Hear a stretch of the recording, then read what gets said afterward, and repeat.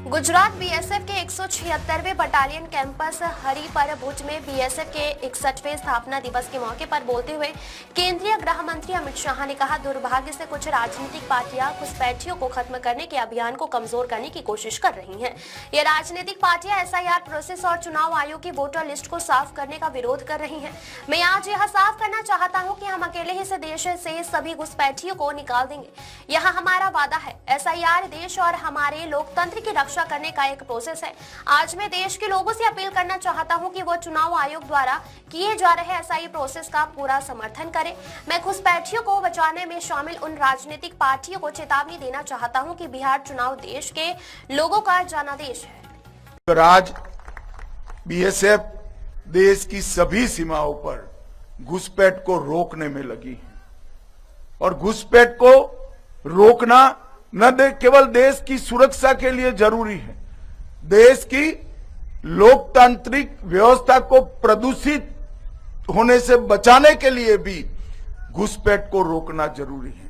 मगर दुर्भाग्य की बात है, कुछ राजनीतिक दल एक घुसपैठिया हटाओ का जो अभियान है इसको निर्बल करने में लगे हैं और वो राजनीतिक दल चुनाव आयोग द्वारा जो एसआईआर की प्रक्रिया चल रही है, मतदाता सूची का शुद्धिकरण जो चल रहा है, इसका खिलाफत कर रहे हैं।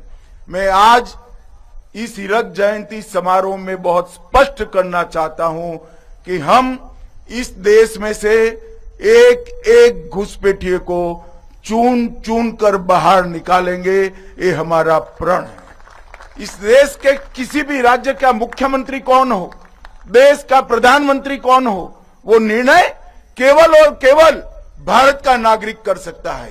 कोई घुसपैठिए को अधिकार नहीं है कि हमारी लोकतांत्रिक प्रणालिका को वो प्रदूषित करे और हमारे लोकतांत्रिक फैसले को प्रभावित करे।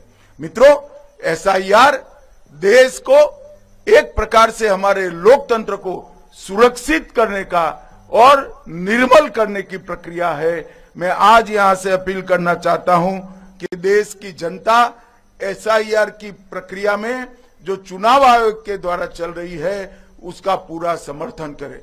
और मैं आगाह भी करना चाहता हूं उन राजनीतिक दलों को जो घुसपैठियों के संरक्षण में लगे हैं। बिहार के चुनाव देश की जनता का मैंडेट है और वो मैंडेट घुसपैठियों की उपस्थिति के खिलाफ। जो दल घुसपैठियों को सुरक्षित करने के लिए, मतदाता सूची में सुरक्षित करने के लिए काम कर रहे हैं, उनको ज्ञात होना चाहिए कि देश की जनता कभी ऐसे इरादों का समर्थन नहीं करेगी।